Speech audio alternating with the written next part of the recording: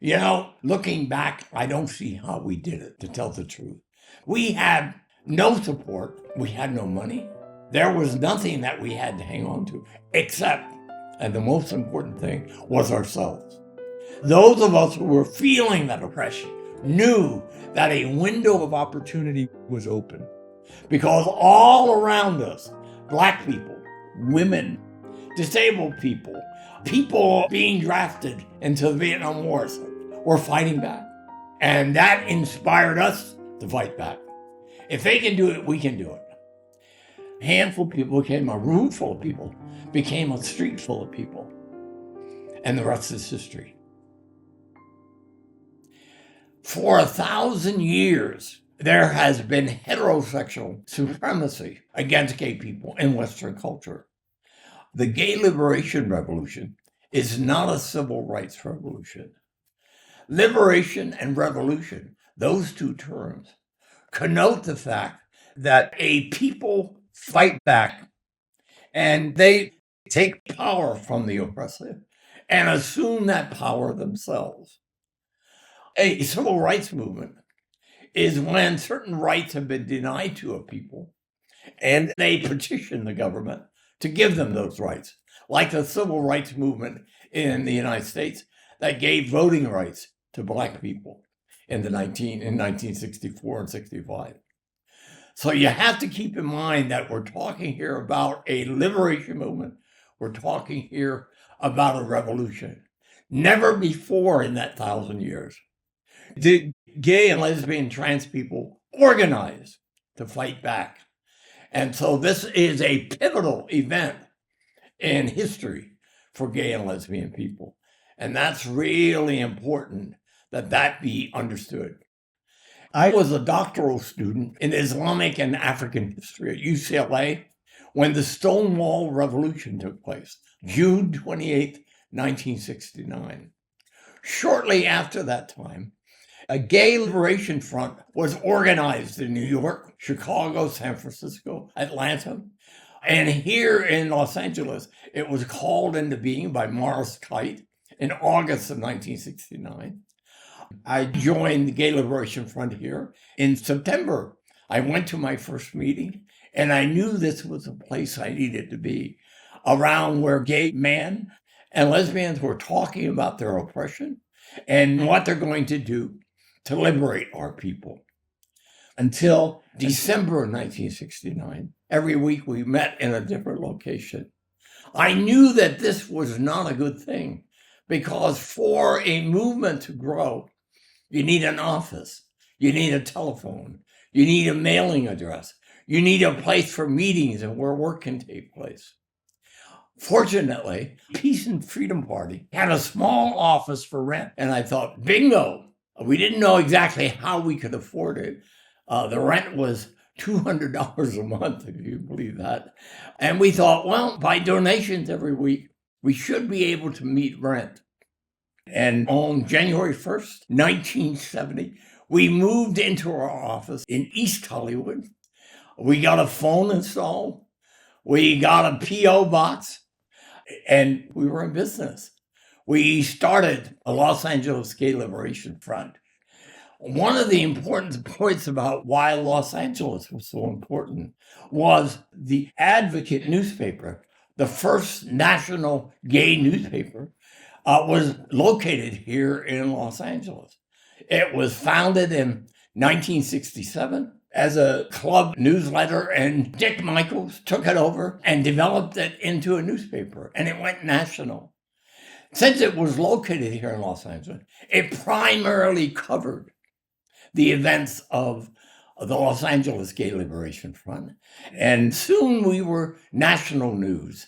Now, we had this office. I dropped out of UCLA. My fellowship ended, so I was basically homeless. And I moved into the Gay Liberation Front and slept at night on the sofa there in my old sleeping bag. And so 24/7, there was somebody at the Gay Liberation Front office that was available to gay people in trouble. We installed a telephone, which became a gay hotline. And soon our number was known all over the country. And at night, when I answered the phone, we'd be getting phone calls almost 3 or 4 a night. During the day, we had volunteers around the clock. And that gay hotline becomes the seed from which the Gay Community Center started and is now the LA LGBT Center for about 2 years. Every night, I would wake up about 2, 3 a.m. in the morning and say, with high anxiety, say, what happens if we fail? And then I would talk myself down and say, Don, tomorrow get up and do what you need to do. But there were times I was scared. There were times when there was fear. Those were difficult, incredibly difficult times. Sometimes we didn't have the money to pay the rent and we had to get an extension. Sometimes we didn't have money to pay the phone. One time there was a lineman out actually crawling up the pole behind the center to cut off our telephone service. I get down on my hands and knees and begged him to not turn it off. Give us 24 hours more. And he looked down at me. He climbed down the pole. He said, if the phone company found out I'm doing this, I'd lose my job, but I'll give you 24 hours. And by the next day, we had enough money to pay the phone bill. But that's what it was touch and go. There were about 7 to 10 people who were core to the Gay Liberation Front, and it shifted over time. The membership was fluid. Every Sunday afternoon at 2 p.m., we had a meeting in the Gay Liberation Front office. At that meeting is where all decisions were made by the Gay Liberation Front. Maybe 20 people would show up every Sunday, and slowly it started to grow. We cooperated, we worked together. There were political differences, but we saw that there was something larger going on. The liberation of gay and lesbian people, something larger going on that we needed to keep the focus on. It was a period of fighting back against hetero supremacy. And the world had never seen gay people like this before, who were vocal, articulate, politically sophisticated, and talking back and fighting back. For example, some of the things that we did, be-ins were very popular at that time by the hippies, and we did a gay in in Griffith Park. It was illegal for gay and lesbian people to congregate in public like that.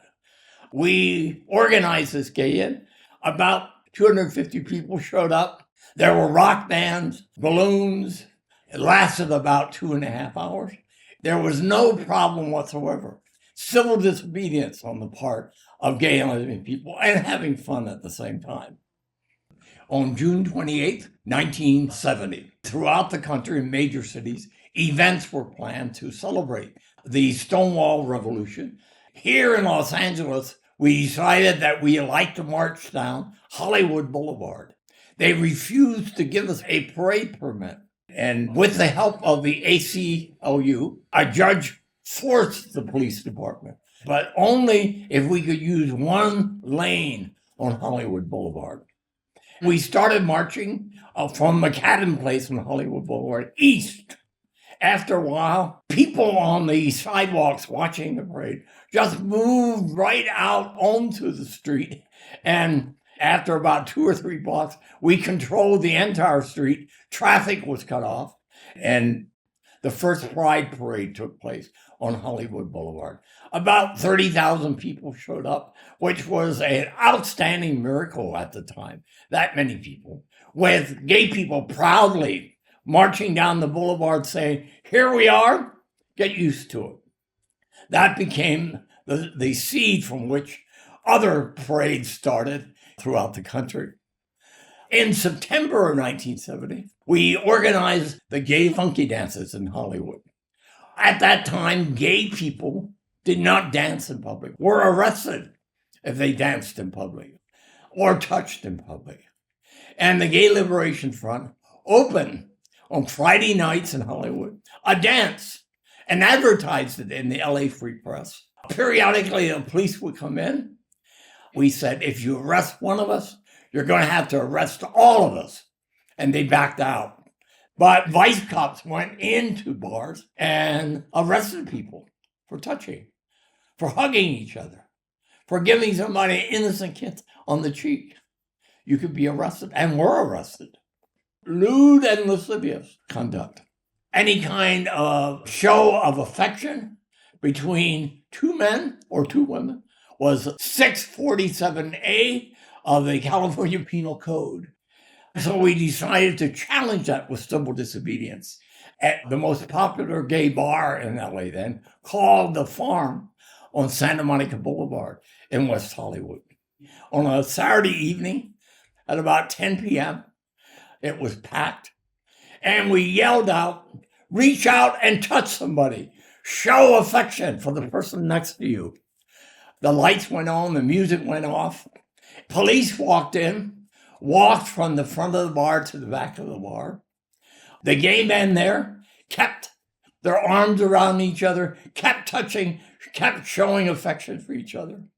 It was very quiet. At one point, I started chanting, ho, ho, Ho Chi Minh. GLF is going to win. And everybody else joined in. The police walked out. They drove away. The lights went off. The music went on. And it's one of the finest moments in gay resistance that I've been a part of. It's the sort of thing where GLF was taking power away from the man, from the power structure, and seizing it for themselves. The basic essence of what a revolution or a liberation movement is all about. A gay journalist by the name of Doug Jackson had published an article in 1969 saying there's a county in Northern California called Alpine County. It has about 250 registered voters. If gay and lesbian people move to Alpine County in enough numbers, it could become the first gay political entity in history. It had attention for a minute or two, and then it went away. In October of 1970, I get a telephone call at the Gay Liberation Front. It's a reporter from the LA Times. And he said, I've heard about this Alpine County thing. Where's it at? And I said, oh, it's interesting. You should call, because tomorrow morning we're having a news conference here at the Gay Liberation Front, and we invite you. Now, this was all made up on the moment, on the spur of the moment. The next morning, we had a news conference. The reporter showed up. The reporter believed that we were getting ready to take over Alpine County. We had the number of people we needed, and we were going to turn it into the first gay government ever. It was printed the next day in the Los Angeles Times, and it quickly became news all over the country.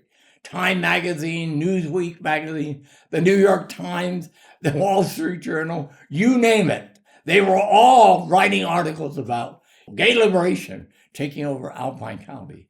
Governor Ronald Reagan said that he would prevent it, if necessary, by calling out the National Guard. Now, this is all a spoof, but the media believed it. And for the first time, hetero supremacy was reacting to us where they were on the defensive and we were on the offensive. It lasted for about 3 or 4 months until it kind of petered out. In October 1970, there was going to be a major international conference at the Biltmore Hotel in downtown Los Angeles. Gay Liberation showed up at that conference in the room where there were maybe 150 people. And one of the professors from Manchester University in England, when he started to talk about how to change the orientation of gay men by the use of electrostimulation therapy, I got up and took the microphone away from him. About 25 GLF members in the room came to the front of the room, and we said, you have had a monologue about the issue of gay people, and today we want to turn it into a dialogue. Many people were angry, many people left, but 2 GLF members met with about 10, 12 psychologists and had a dialogue. Now, unbeknownst to us, there was a reporter from a national radio program, and the story went out all over the country. We call it the Biltmore Rebellion. In 1973, the American Psychiatric Association no longer called us sick. One day we were sick, then they took a vote, and the next day we weren't sick. Crazy, just incredibly crazy. But that's how hetero supremacy worked. There were psychiatrists and psychologists all over the country who were opposed to it. It isn't like it was a great majority. It was pretty close, the vote about whether we were sick or whether we weren't sick. And there were psychologists led by a Dr. Socarides in New York City who tried to get it changed.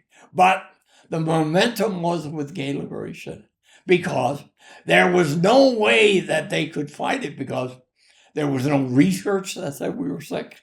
It was simply hetero supremacy. Just like black people had to deal with white supremacy, women had to deal with male supremacy, and gay and lesbian people had to deal with hetero supremacy. And when we fought back, they acquiesced. And we had the momentum. Gay liberation had the momentum. By the end of 1970, gay liberation split into two groups. One group that wanted to open a coffee house with entertainment, and the other group that wanted to continue gay liberation, particularly with the Gay Survival Committee. We had an amicable division. The Gay Coffee House Project lasted for several months and then folded. The Gay Survival Committee people, and I was the chair of that committee, moved to the Hoover Street commune. 5 gay men from gay liberation lived there. There were meetings being held there all the time. We got incorporated as a nonprofit corporation by the state of California, the first gay group to do that. We applied for tax exemption with the federal government, the IRS. They held our application for 6 years until we finally forced them to approve it. Usually an application for federal tax exemption takes 3 months at the most, 3 or 4 months at the most. Ours took 6 years, but we stuck with it. They said, well, we're concerned that your center wants to be serving only homosexual people. So we have concerns about that. It was a phony excuse, but so much pressure on the White House that they were forced to grant the first gay organization in the country to receive nonprofit status. In October of 1971, we opened the Gay Community Services Center. I was the founding executive director. 1614 Wilshire Boulevard, an old Victorian building. Slowly, it became the largest such operation in the world. And today, its name is LA LGBT Center. It was the center around which a community was developed. A gay community didn't exist before that time. And soon, by the end of 1970, there was a vibrant gay community here in Los Angeles. We had sometimes on Wilshire Boulevard 8 telephone calls, but nothing of any significance. Part of it was because they knew we were tough characters, and they knew that we would fight back and nail them, whoever they were. So they pretty much stayed away, as well as the police. They stayed away, arm's length in their relationships with us, because we were a no-nonsense organization. Now, we don't have that today in our community because most gay organizations are assimilationist. But at that time, we were new, tough kids on the block. We did what we did because of our enthusiasm, because of our drive, because of the importance of what we were doing with liberating people. We pretty much thrived through donations at our Sunday meeting, at our Friday night gay funky dances. People would pay $1, $2 to get in, and it was that money that helped us survive. Once we moved to the Gay Community Services Center, again, our staff for 2 years was all volunteer. I worked full time. more than full-time. None of us were being paid. It was all because we were involved in something very important, larger than ourselves, and we were dedicated to it. Slowly, we began through donations, through grants, $25,000 here, $10,000 there. Slowly, we were able to make enough money to make it thrive and last. Today, when organizations have executive directors that are paid $500,000 a year in salary, it's amazing to me to see what has happened. Now, it's a good thing. I'm not criticizing it, but there was something about that all-volunteer organization that had a spirit to it, a soul to it, that many of today's organizations don't have. We were a grassroots organization. It was from the bottom up. We were community-based. We were volunteers. There were not hierarchies of people. That has changed today, where the power is from the top down, and many gay and lesbian people become spectators rather than participants in their own movement. One of the problems that we have today, we don't have a gay and lesbian movement in this country because it has become an elite organization, and it's based on fundraising, raising millions of dollars, and it has lost the grassroots nature of community organizing. Today, we've lost, in 2025, we've lost that momentum. And now, heterosupremacy has the momentum. They are changing the laws. They are deciding things. We have lost that because there is no longer a gay and lesbian movement. From a handful of hearts with a dream to be free, to a room full of voices in sweet harmony, out to the streets where the banners would wave, fighting for love and the right to be brave. We had no gold, no crown, no throne, just the fire in our hearts to call our own. Through the fear we stood as one, and the march for freedom had just begun. We had no gold, no crown, no throne, just the fire in our hearts to call our own. Through the fear we stood as one, and the march for freedom had just begun.